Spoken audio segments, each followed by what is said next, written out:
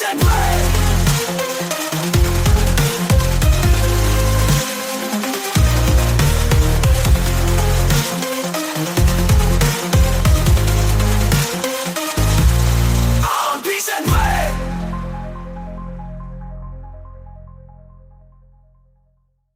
puisque aujourd'hui on va parler donc de la saga The Witcher. C'est pas la première fois évidemment qu'on en parle sur Radio Clapas, mais j'ai avec moi quelqu'un qui est diplômé notamment de littérature moderne, oui. Ce qui est un peu pratique puisque alors aussi diplômé de criminologie, mais ça ce sera pour d'autres épisodes. Ça sera pour autre chose, oui. Donc, Et effectivement, là où c'est super intéressant, c'est que en 2007 va sortir un jeu qui va avoir un certain succès. Qui s'appelle The Witcher, hein, tout simplement. On a CD Projekt qui est derrière ce projet-là et qui sort en fait ce jeu qui est pas forcément complètement dark fantasy, mais on est sur de la fantasy un peu sombre. En tout cas, oui, quand même. Hein, on n'est pas simplement sur d'un côté les humains qui vivent tranquillement et vraiment au loin une espèce de menace. La menace, elle est constante. Les monstres sont partout et en plus on est sur des monstres qui sont très proches plutôt des monstres mythologiques que des orques du Seigneur des Anneaux, quoi. C'est-à-dire que potentiellement ça peut aller très loin, quoi. Ça fait un peu cliché des blagues sur l'Australie. Avec la faune et la flore là-bas qui sont. Le monde de The Witcher, c'est un peu ça en fait. C'est comme si on avait effectivement, comme si on partait en balade et d'un coup on a une wyvern ou alors une espèce de démon. Démon, donc pas du tout dans le sens religieux, hein, vraiment dans le sens de créature. Et malheureusement, c'est tellement puissant qu'il faut faire appel à un exterminateur, donc un sorceleur qui arrive à combattre ce genre de monstre. En fait, c'est plus, ouais, c'est vrai que c'est un rang de mythologie qui fait que les êtres humains vivent dans une atmosphère vraiment très très dangereuse. On ne peut pas voyager comme on veut, on ne peut pas, voilà. Et il y a aussi des légendes, puisqu'on rejoint les loups-garous, on rejoint les vampires et tout, qui empêchent effectivement de vivre en toute quiétude, quoi. Et donc là-dedans, on va jouer Geralt, qui est un sorceleur, donc notamment, donc on est sur un chasseur de monstres qui a connu des mutations magiques, notamment. C'est ça qui les rend efficaces face aux monstres, puisqu'ils ont des réflexes rapides, excellente résistance à tout ce qui va être maladie, poison, etc. Donc c'est pour ça que eux sont aptes en fait à combattre les monstres qu'il y a donc dans cet univers.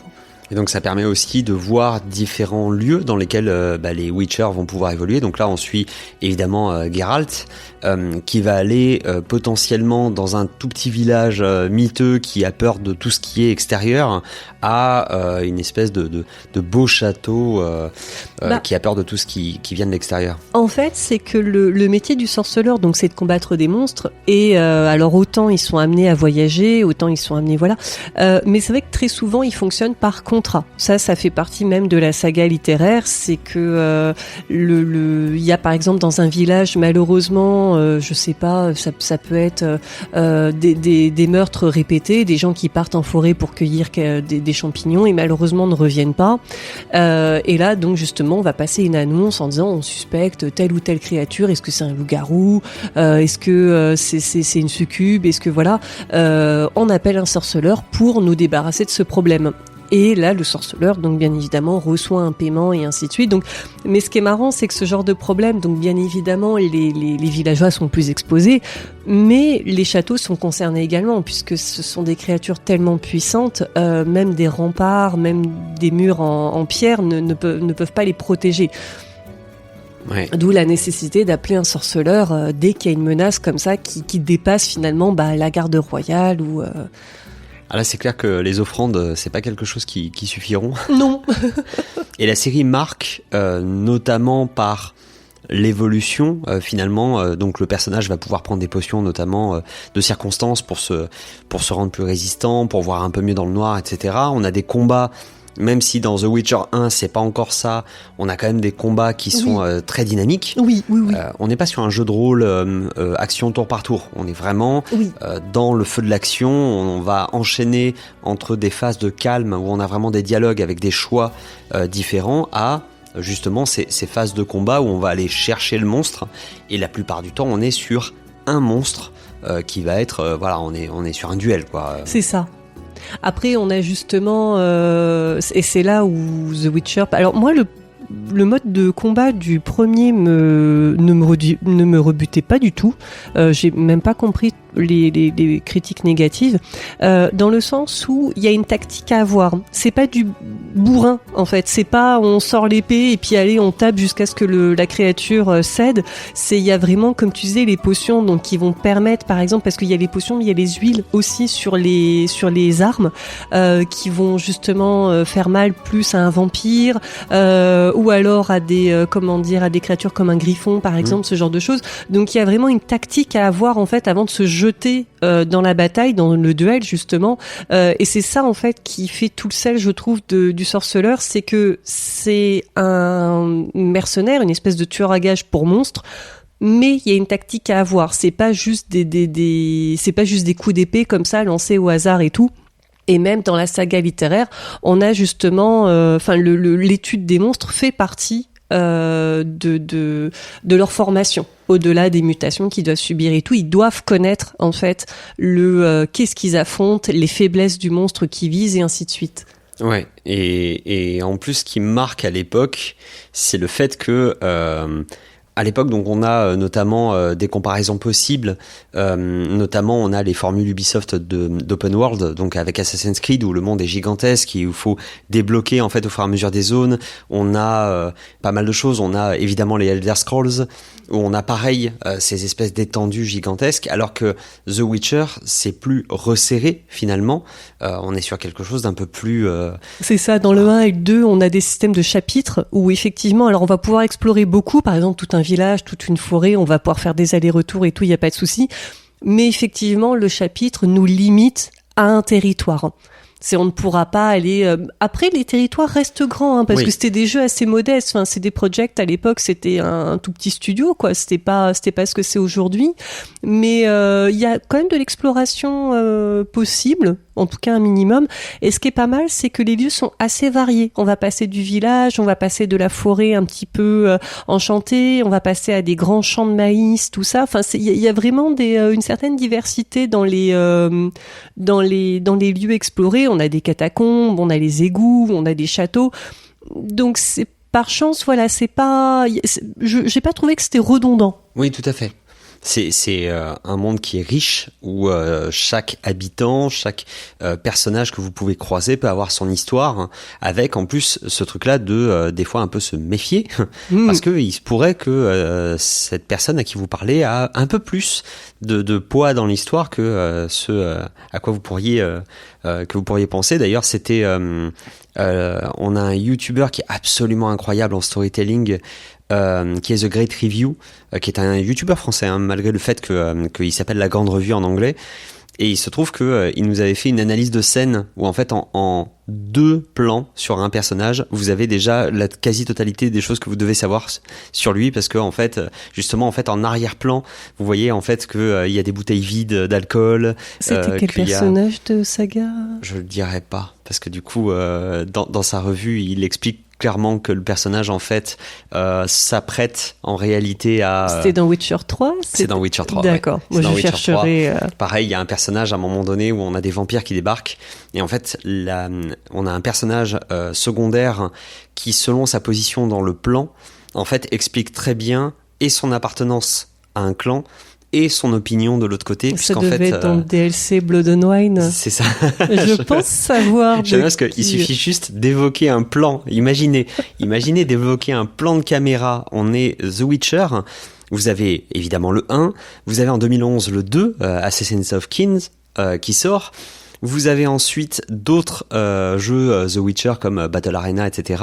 Le Witcher 3, évidemment, Wild Hunt. Mais vous avez quand même des contenus téléchargeables en plus. Vous avez Thronebreaker, donc The Witcher Tales, etc. Imaginez que je viens juste de citer un plan. Oui, mais tu as parlé de Vampire et le DLC Blood and Wine avait gagné un prix comme un jeu à part. Et alors... Je sais que c'est un sujet à débat, est-ce qu'un DLC peut vraiment être récompensé ? Mais c'est vrai que ce DLC il s'impose, mais de façon tellement extraordinaire, c'est... Ah bah là, pour le coup, on est sur un vrai jeu narratif où on a une mise en scène qui est si forte en plus, justement où on a malheureusement des séries télé qui sont pas aussi fortes que ça. On en a beaucoup qui sont pas aussi fortes que ça d'un point de vue de la mise en scène, notamment pour suggérer un alignement de personnages, notamment pour suggérer certaines choses, notamment pareil, un personnage à qui Geralt parle, et en fait le personnage est systématiquement en contre-plongée. Et vous avez une espèce de jeu sur les tournesols et sur la lune, et en fait à un moment donné, si Geralt accepte la quête de ce personnage là, en fait vous allez voir un plan différent de Geralt où justement en fait vous avez les tournesols qui apparaissent et plus la lune, et ainsi de suite, et en fait vous avez vraiment cette espèce de truc de vous basculer en fait dans l'univers de ce personnage là, de ce personnage secondaire, en acceptant sa quête. Donc il y a vraiment des trucs qui sont très très bien ficelés. Et effectivement, comme tu disais, The Witcher, ça a été récompensé. C'est une saga qui est l'une des plus grosses sagas du jeu vidéo. Pas juste du jeu de rôle jeu vidéo, hein. C'est pas simplement d'un genre. C'est ça, c'est vraiment de l'histoire du jeu vidéo. C'est gigantesque. Mais c'est une saga qui, potentiellement, vu que Witcher 4 a été annoncé, cette fois-ci avec Ciri en personnage principal. Donc Ciri, pour rappeler un petit peu, on est sur à la base une princesse. Oui. Mais qui est de Cintra. Du royaume de Cintra. Qui est récupéré par Geralt. Alors, entre guillemets là aussi. Oui et non. Oui, effectivement, c'est entre gros guillemets. Disons que à la base, en tout cas, c'est le sujet d'une des nouvelles des premiers recueils. C'est que Geralt vient en aide aux parents de Ciri et exprime un souhait. Va exiger un paiement d'une chose. En fait, c'est que voilà, le père de Ciri qui ignore à ce moment-là que sa femme, donc Pavetta, est enceinte. Geralt, en fait, va lui réclamer en fait la surprise qui donc au retour donc du père de Ciri, et c'est là où on apprend que donc Pavetta donc est enceinte et que elle doit donc céder sa fille à Geralt. Le principe est incroyable. Oui. L'idée je crois que c'est le droit de surprise. C'est ça, c'est le droit de surprise. Et en gros, l'idée, c'est que vous allez devoir donner à la personne quelque chose que vous n'avez pas actuellement. C'est ça. Que vous ne savez pas que vous possédez. Que vous ne savez pas que vous possédez, et qui est quelque chose de valeur pour vous, en fait. L'idée étant que vous vous faites pas détrousser à partir du moment où la personne, elle vous rend service. L'idée du droit de surprise, c'est, écoute, si un jour il m'arrive quelque chose de bien, ce sera pour toi. C'est ça. Malheureusement. Alors pour Geralt, pourquoi est-ce qu'il a exprimé ce vœu ? C'est parce que dans la saga littéraire, donc dès le début, on comprend que les sorceleurs sont de plus en plus rares. En fait, c'est les gens déjà les rituels de mutation, donc sont très douloureux, provoquent la mort de beaucoup de gamins qui se rendent donc à Kaer Morhen, donc c'est là où les sorceleurs sont formés. Et Geralt donc applique cette demande dans l'espoir de récupérer un petit garçon et de le former pour devenir un sorceleur. Sauf que surprise, finalement, c'est Ciri qui naît une petite fille.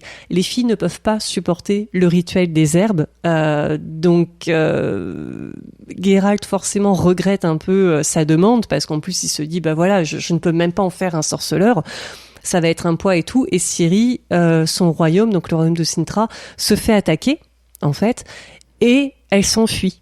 Donc c'est une princesse en fuite finalement. Et comme sa destinée, grâce à cette demande, est liée à celle de Geralt, ils vont être amenés à se revoir continuellement à travers les âges. Et c'est là où en fait on comprend, finalement il finit par la recueillir, mais on comprend que c'est un peu l'enfant de la destinée, justement, ils sont liés. Donc en fait, Geralt devient son père adoptif, carrément. Et justement, Ciri est un personnage qui est un peu sous-estimé, et par un peu, là aussi je mets des gros guillemets, parce que potentiellement, que ce soit vis-à-vis de l'adaptation Netflix, ou que ce soit vis-à-vis de la réaction de certaines communautés vis-à-vis du fait que dans The Witcher 4, on jouera le personnage de Ciri, justement par rapport à l'analyse que tu fais de la saga littéraire, dont on va parler dans un instant, il va y avoir justement une posture un peu particulière, que potentiellement Ciri est un peu plus importante que simplement un personnage qui accompagne Geralt.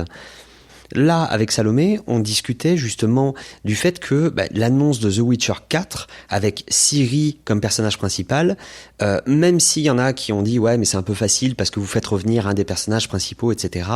Il y en a qui ont dit c'est génial parce que du coup ça nous permet de redécouvrir et voire même de voir évoluer un personnage. Mais on a tout un pan de la communauté qui, évidemment, puisque maintenant c'est un personnage féminin et qu'avant c'était un personnage masculin, se disent c'est nul, il est où Geralt ? Sauf Pourquoi on joue une fille ? Voilà, sauf que toi, de ton côté, t'as eu le truc du bah oui, c'est absolument logique. Et si vous aviez lu les bouquins, ça vous étonnerait encore moins parce que on a un personnage, Ciri, qui en fait est absolument central dans la saga littéraire. En réalité, donc pour rappel, donc la série littéraire, donc Le Sorceleur traduit en français comme ça, donc a été écrit par Andrzej Sapkowski. La première nouvelle, donc Le Sorceleur, était sortie en 1986 dans un magazine polonais, donc qui s'appelle Fantastica. Et cette saga a eu cette nouvelle a eu énormément de succès. Il y a eu un prix, tout ça et tout, et finalement ça a été écoute, Andrzej Sapkowski, puisqu'il y a eu tant de succès, continue l'histoire de Geralt, explore l'univers, et l'univers a été exploré, a été étendu, et ainsi de suite. Il y a eu donc, en fait, c'est une saga de 7 livres. Les 2 premiers tomes sont des recueils de nouvelles, donc on explore différents pans de l'histoire, comme la rencontre de Geralt et de la sorcière, donc Yennefer, la rencontre avec les parents de Ciri, quand Geralt retrouve Ciri, une aventure avec le barde Jaskier, donc son meilleur ami. Voilà, on a énormément de d'aventures comme ça, un peu entremêlées, avant d'avoir vraiment l'histoire finalement qui est celle de Ciri, puisqu'elle commence avec l'attaque de Cintra, donc par l'Empire de Nilfgaard. Ciri qui s'enfuit, Ciri qui va errer, qui va essayer d'être retrouvée à la fois par Geralt et par Yennefer, parce qu'en fait c'est vraiment une famille recomposée, ces 3 personnages, et qui vont tenter de se retrouver, de se poser, et malheureusement les aléas du destin font que ce n'est pas possible. À chaque fois il y a un drame qui survient. Et en fait, à la fin de la lecture de cette saga, qui s'appelle donc Le Sorceleur, on pourrait presque se dire, mais finalement, la saga pourrait s'appeler La Sorceleuse. Parce que Ciri est presque le personnage central, enfin, la pierre angulaire, on va dire, de tout ça. Et ça se ressent encore mieux, finalement, dans le titre des livres. Donc, il y a eu, donc, pour rappel, donc, Le Sang des Elfes, Le Temps du Mépris, Le Baptême du Feu. Et les 2 derniers tomes s'appellent La Tour de l'Hirondelle.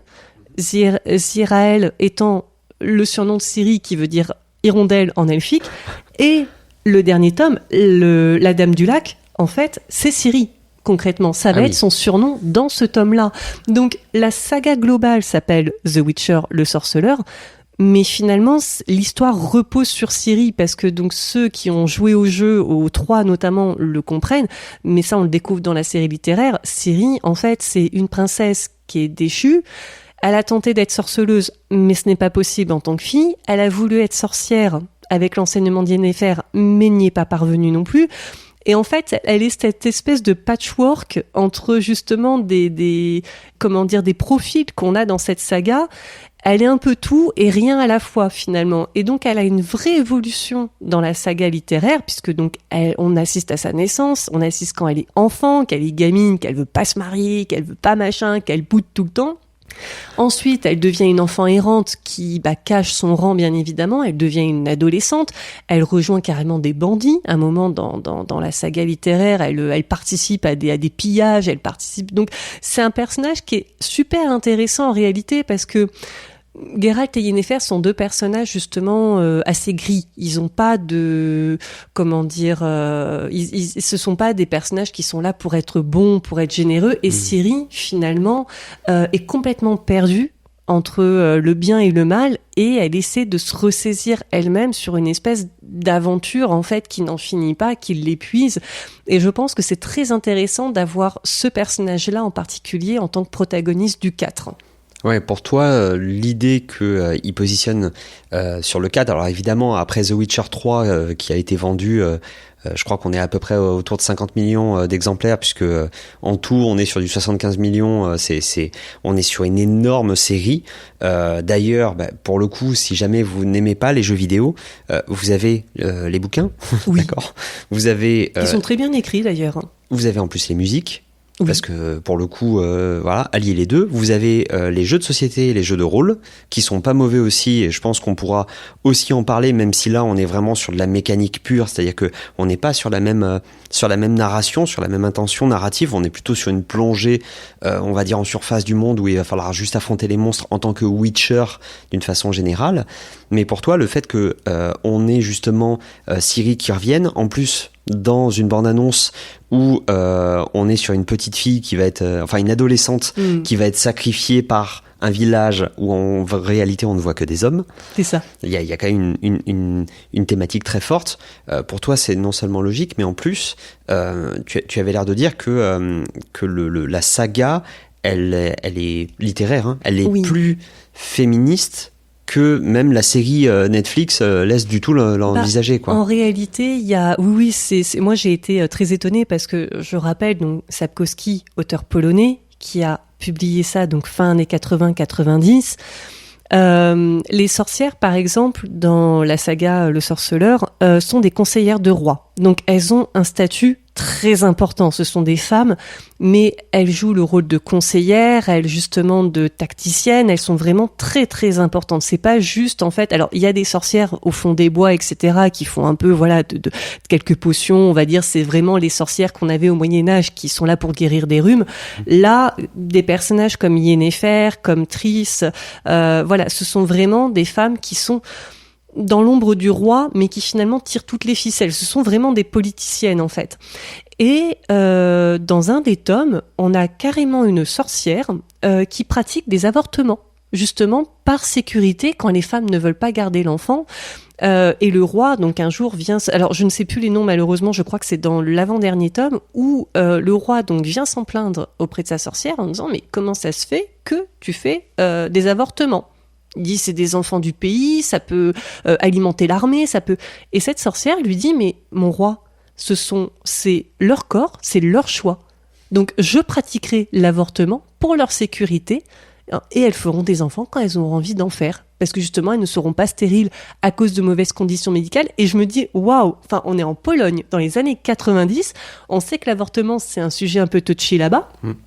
Et pourtant, Sapkowski, dans une saga qui est populaire en Pologne, a ce discours-là. Et je trouve que c'est impressionnant. Le personnage de Yennefer aussi, il y a tout ce qui est justement libération sexuelle, tout ce qui est autonomie, tout ce qui est pouvoir, sans pour autant enlever les faiblesses. Yennefer, par exemple, c'est parce que les sorcières sont stériles. Yennefer, son plus grand regret, c'est de ne pas pouvoir enfanter, en fait. C'est quelque chose qui la met dans une colère noire et elle se sent démunie parce qu'elle aimerait, en fait, avoir un enfant. Elle a ce pouvoir absolument incroyable parce qu'elle fait partie des sorcières les plus puissantes de la saga. Et en même temps, elle souffre de ce statut où elle ne peut pas être mère. C'est pour ça que c'est très beau dans la saga littéraire quand on voit que finalement elle prend Ciri sous son aile et qu'elle arrive à transmettre cet amour vers Ciri finalement. Donc mais voilà, on explore vraiment plein de facettes, chez ces personnages féminins, que ce soit le pouvoir, que ce soit la maternité, que ce soit aussi le célibat tout simplement ou le fait de ne pas avoir d'enfants. Ce sont des personnages qui ne sont pas incomplets parce qu'elles n'ont pas d'enfants, par exemple. Vraiment, je trouve que les personnages féminins sont très très bien construits, sont très intéressants. Et d'ailleurs, à ce propos, on a donc 3 personnages angulaires, donc Geralt, Yennefer et Ciri. 2 personnages sur 3, effectivement, sont féminins. Et elles ont des figures complètement différentes.